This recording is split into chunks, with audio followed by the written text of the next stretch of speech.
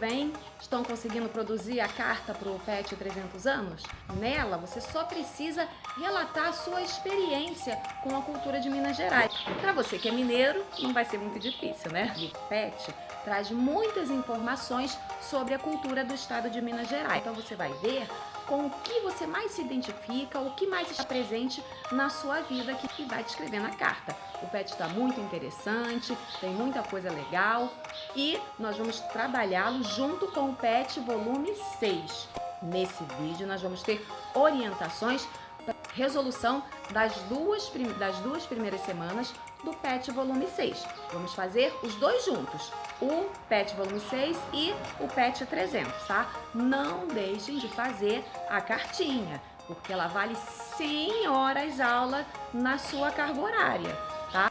Vamos então para as orientações das duas primeiras semanas do PET volume 6. Bora lá que a aula já vai começar.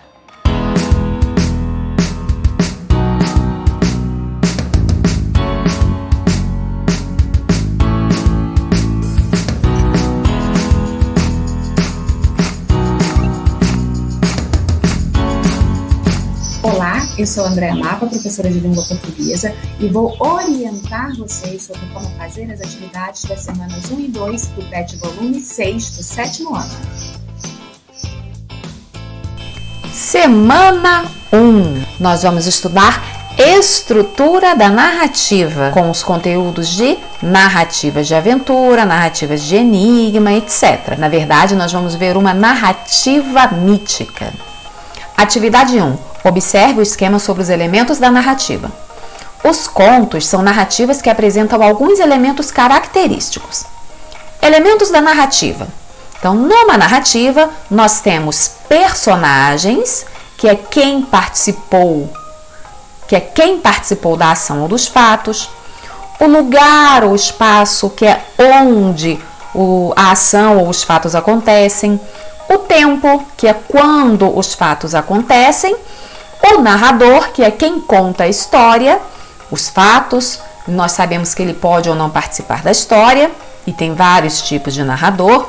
E a ação ou enredo, que é o que acontece na história. Para saber mais sobre os elementos da narrativa, basta acessar o nosso blog aqui, adorosaber.blogspot.com. Bem nessa barra lateral aqui, uma das postagens mais acessadas é justamente essa. Então, nós temos aqui mais detalhadamente o que é o narrador, os personagens, o espaço, o tempo. Em seguida, nós temos os momentos da narrativa, que nós vamos ver já também. Então, aqui no blog, nós temos tudo explicadinho. Voltando ao PET, leia o texto abaixo e responda as questões. Temos aqui o mito de Ícaro. Dédalo construiu o labirinto para Minos, mas depois caiu no desagrado do rei e foi aprisionado em uma torre. Conseguiu fugir da prisão, mas não podia sair da ilha para o mar, pois o rei mantinha severa vigilância sobre todos os barcos que partiam e não permitia que nenhuma embarcação zarpasse antes de ser rigorosamente revistada. Minos pode vigiar a terra e o mar, mas não o ar, disse Dédalo. Tentarei esse caminho. Pôs-se então a fabricar asas para ele próprio e para seu jovem filho Ícaro. Quando afinal o trabalho foi terminado, o artista, agitando as asas, viu-se flutuando e equilibrando-se no ar. Em seguida, equipou o filho da mesma maneira e ensinou-o a voar, como a ave ensina ao filhote, lançando-o ao ar do elevado ninho. Ícaro, meu filho, disse quando tudo ficou pronto para o voo. Recomendo-te que voes a uma altura moderada, pois, se voares muito baixo, a umidade emperrará tuas asas e, se voares muito alto, o calor as derreterá. Conserva-te perto de mim e estarás em segurança. Enquanto dava instruções e ajustava as asas aos ombros do filho, Dédalo tinha o rosto coberto de lágrimas e suas mãos tremiam. Beijou o menino sem saber que era a última vez. Depois, elevando-o em suas asas, voou, encorajando o filho a fazer o mesmo e, olhando para trás, a fim de ver como o menino manejava as asas. Ao ver os dois voarem, o lavrador parava o trabalho para contemplá-los e o pastor apoiava-se no cajado, voltando os olhos para o ar, atônitos ante o que viam e julgando que eram deuses aqueles que conseguiam cortar o ar de tal modo. Os dois haviam deixado Samos e Delos à esquerda e Libetinos à direita, quando o rapazinho, exultante com o voo, começou a abandonar a direção do companheiro e elevar-se para alcançar o céu. A proximidade do ardente sol amoleceu a cera que prendia as asas e essas desprenderam-se. O jovem agitava os braços, mas já não havia penas para sustentá-lo no ar. Lançando gritos dirigidos ao pai, mergulhou nas águas azuis do mar que, de então para diante, recebeu o seu nome. Ícaro, Ícaro, onde estás? Gritou o pai. Afinal, viu as penas flutuando na água e, amargamente lamentando a própria arte, enterrou o corpo e denominou a região Icária, em memória ao filho. Dédalo chegou são e salvo a Sicília, onde ergueu um templo a Apolo, lá depositando as asas que ofereceu ao deus. Fonte: Thomas Bonfils, O Livro de Ouro da Mitologia. Número 1. Quais são os personagens da narrativa? Nós vamos voltar ao texto. Não é difícil, né? Para quem leu com atenção, nós temos temos o pai, temos o filho, temos o rei, temos os dois trabalhadores, o lavrador e o outro. E número 2, quem são os personagens principais? A respeito de quem é essa narrativa, quem está participando ativamente dos fatos aqui, quem mais aparece? Número 3, quem são os personagens secundários? Então, de todos esses aqui que respondemos no 1 e no 2, quem são os secundários que aparecem pouco ou quase não agem ou falam na narrativa? Número 4. Escreva abaixo a expressão que indica que os fatos acontecem no passado. Ora, que tipo de expressão indica uma ação e localiza essa ação no tempo? É um verbo, não é? Então, nós vamos procurar aqui verbos que estarão no passado e estarão indicando que a ação aconteceu no passado, que essa história aconteceu no passado. Olha aqui, Dédalo construiu o labirinto, depois caiu no desagrado, foi aprisionado, conseguiu fugir, pôs-se a fabricar as asas, isso também no passado, quando afinal o trabalho foi terminado. Então tem várias expressões aqui que indicam que as ações aconteceram no passado, vários verbos. Número 5, em que espaço acontece a narrativa? Onde a narrativa se passa? Tem mais de um espaço. O Ícaro e o pai dele voam de um lugar para o outro, né? Então ela começa num lugar, aqui na situação inicial, a cena se passa num lugar. Você vai ler aqui novamente e ver que lugar é esse. Depois, eles voam para outro lugar. Aí aqui no meio, eles caem num lugar e essa narrativa se encerra em outro lugar. Então, tem vários lugares aqui em que essa narrativa se passa. Número 6. A história de Ícaro faz parte da mitologia. O que você conhece sobre esse tipo de história? Para responder, pode consultar seus familiares ou sites como brasilescola.uol.com.br/mitologia. A palavra mitologia é utilizada para se referir ao conjunto de mitos de uma determinada cultura. Um exemplo é a mitologia egípcia, conjunto de mitos que explicam a visão de mundo e a religião dos egípcios antigos. Além disso, essa palavra também é usada para se referir ao estudo realizado por especialistas dos mitos de um determinado povo. preferir uma outra fonte de consulta, temos também aqui no nosso blog adorosaber.blogspot.com uma postagem sobre mitologia, sobre narrativa mítica. Nessa coluna aqui à esquerda, novamente, nas postagens mais acessadas, temos a narrativa mítica. Aí você vai ver aqui que eu explico bem resumidamente o que é a mitologia e falo sobre a narrativa mítica, como se estruturam as narrativas míticas, o espaço, o tempo, os personagens míticos, a linguagem. Vocês perceberam que nesse mito do Ícaro a linguagem era bem formal, os verbos eram usados de um modo mais formal. E temos também uns exemplos de mitos. O mito do culto à deusa mãe, por exemplo. Então é mais uma fonte de pesquisa que você tem. Fazer uma leitura e resumir aqui, bem resumidinho, com as suas próprias palavras, o que são mitos. Número 2. Leia o texto a seguir e faça o que se pede. Preencha o esquema respondendo com o que foi lido no texto. Situação inicial. Aqui são os momentos da narrativa. Quando é a situação inicial, quando é o conflito e o clímax. Então, situação inicial geralmente é o início do texto.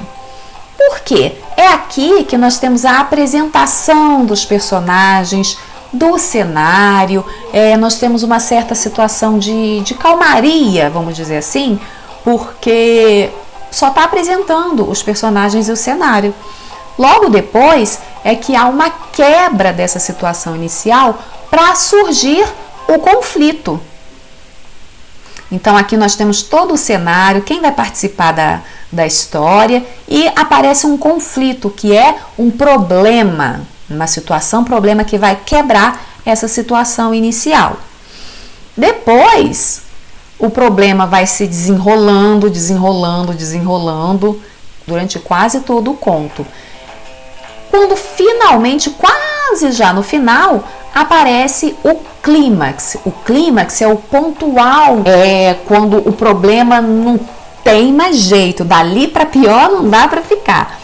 Então, é o auge do problema, do conflito, e dali só tem como cair e retornar a um certo estado de calmaria, de resolução desse problema, é o desfecho ou situação final. É como se desenrola o problema e como termina a narrativa. Nós temos uma situação inicial, depois aparece o problema, que vai desencadear toda a ação mesmo de verdade do conto. Esse problema vai se desenvolver por quase todo o texto. Depois que já ter desenvolvido bastante esse problema, nós temos o clímax, que é o momento de maior tensão, de maior emoção do conflito, e bruscamente ao final nós temos o desfecho, que é como acaba a história e como se resolve esse problema aqui no conto. Então é isso que vocês vão colocar aqui. O que acontece na situação inicial? Acontece isso. Quando aparece o conflito? É quando acontece isso. Quando é o clímax? É quando o Ícaro faz isso assim assado. E o desfecho é quando eles resolvem tudo. Atividade 3. Leia o texto e responda às questões. Espinho e fulor. Cresci entre os campos belos da minha adorada serra, compondo versos singelos brotados da própria terra, inspirado nos primores, nos campos com suas flores, de variados formatos, que para mim são obras-primas, sem nunca invejar as rimas dos poetas letrados. Legal, né? Esse poema do Patati Vassaré, Espinho e Fulor. Número 1. Qual é a finalidade do poema? O poema geralmente é para entreter o leitor, né? Mas o seu texto tem lá a sua finalidade sim, né? Sobre o que ele fala, o que é que ele quer mostrar. Ele fala da vida dele, como ele faz os poemas dele. Para quê? Como que encerra aqui o poema? Ó, sem nunca invejar as rimas dos poetas letrados. Qual será o objetivo dele fazendo esse poema? Número 2, transcreva as palavras que rimam no poema. Acho que temos aqui, ó, belos e singelos, serra e terra. Você vai ver quais são essas palavras e vai transcrever, vai copiá-las para cá. Número 3, o poema acima foi escrito por Patativa do Assaré, um escritor da chamada literatura popular. Quais palavras do poema mostram essa perspectiva? Essa perspectiva de literatura popular? Aqui, ó, no poema, que palavras foram usadas de forma coloquial, de forma mais simples, de forma como as pessoas lá falam na rua, falam no dia a dia? Você vai copiar essas palavras aqui. Semana 2. A unidade temática é leitura e objeto de conhecimento, reconstrução das condições de produção, circulação e recepção, apreciação e réplica. Ou seja, nós vamos estudar o porquê, a finalidade para o qual os textos foram escritos. E a apreciação é análise e compreensão dos textos. E réplica, vocês sabem o que é replicar, né? É copiar, reescrever. Atividades. Atividade 1, leia os... Opa, só tem um texto, né? Então, leia o texto e faça o que se pede. O ladrão e o cão de guarda. Um ladrão, desejando entrar à noite numa casa para roubar, deparou-se com um cão que, com os seus latidos, o impedia. O cauteloso ladrão, para apaziguar o cão, lançou-lhe um bocado de pão. Mas o cão disse: bem sei que me dás este pão para que eu me cale e te deixe roubar a casa, não porque gostes de mim, mas já que é o dono da casa que me sustenta toda a vida, não vou deixar de ladrar enquanto não te fores embora, ou até que ele acorde e te venha afugentar. Não quero que este bocado de pão me custe morrer de fome o resto da vida. E Milor Fernandes. Disponível em www.culturagenial.com.br. Melhores fábulas com moral. Nós já temos uma pista sobre a número 1, sobre a primeira atividade. A que gênero pertence esse texto? Quais elementos do texto e do contexto utilizou para responder? Que gênero será esse? Parece com uma notícia? Acho que não, né? Que tipo de texto nós temos um animal falante? Além disso, nós temos uma moral da história, não é? Nós temos uma lição de vida aqui no final do texto. Que gênero textual será esse? Número 2. Qual é a finalidade desse texto? Temos aqui um texto bem pequenininho, bem leve, e no final te dá uma liçãozinha de moral. Para que será que serve esse texto? Número 3. Qual é o sentimento do cão para com o seu dono? O que fala, que parte aqui fala com o dono? Olha, mas, já que é o dono da casa que me sustenta, não vou deixar de ladrar enquanto não te fores embora, ou até que ele acorde e te venha afugentar. Será que ele se dá bem com o dono dele? Será que ele gosta, dá valor, não dá valor? Número 4. Textos como esse têm sempre uma moral. Qual seria a moral que mais se encaixaria com o enredo da narrativa lida? Devemos ser sempre precavidos e informados, nunca oferecendo aquilo que temos sem saber sua real importância. Será? Ou, os bons e inocentes muitas vezes pagam o preço por um crime que não cometeram. Será que é isso? Ou, devemos pensar no longo prazo, não nos deixando enganar pelo prazer imediato. Onde que nós podemos confirmar essa nossa resposta aqui, que nós vamos dar, né? Textos como esse têm sempre uma moral. Onde que fica a moral desses textos? Bem no finalzinho, né? Então você vai reler principalmente o finalzinho, que é onde está a moral da história, e ver em qual desses aqui melhor se encaixa. Atividade 2. Leia o texto, que só tem um texto. Leia o texto abaixo e responda as questões. A culpa é das estrelas. Já assisti esse filme várias vezes. A adaptação para o cinema do romance de enorme sucesso de John Green, A Culpa é das Estrelas, foi milimetricamente arquitetada para fazer o espectador rir, chorar e torcer pelo casal que inevitavelmente se apaixona enquanto a heroína Hazel luta contra um câncer. Hazel Grace Lancaster, Shailene Woodley, é uma adolescente de 16 anos que, segundo seus pais, anda deprimida. A verdade é que ela se considera resignada na sua posição de paciente de um câncer na tireoide com metástase pulmonar e oscila entre os seus dias entre ver TV e ler incessantemente o seu romance favorito, Uma Aflição Imperial. Por insistência dos pais, começa a frequentar um grupo de apoio para adolescentes e lá conhece o expansivo e sedutor Augustus Waters, Ansel Elgort, um jovem de 17 anos que perdeu uma das pernas devido a um osteosarcoma, mas encontra-se em remissão. Apesar da insistência de Gus em sair com ela, Hazel fica relutante por não querer feri-lo. Eles decidem então ficar amigos e aos poucos ele vai derrubando suas reversas com seu olhar positivo da vida. A Culpa é das Estrelas é um filme que clama o valor da vida, mesmo na sua brevidade.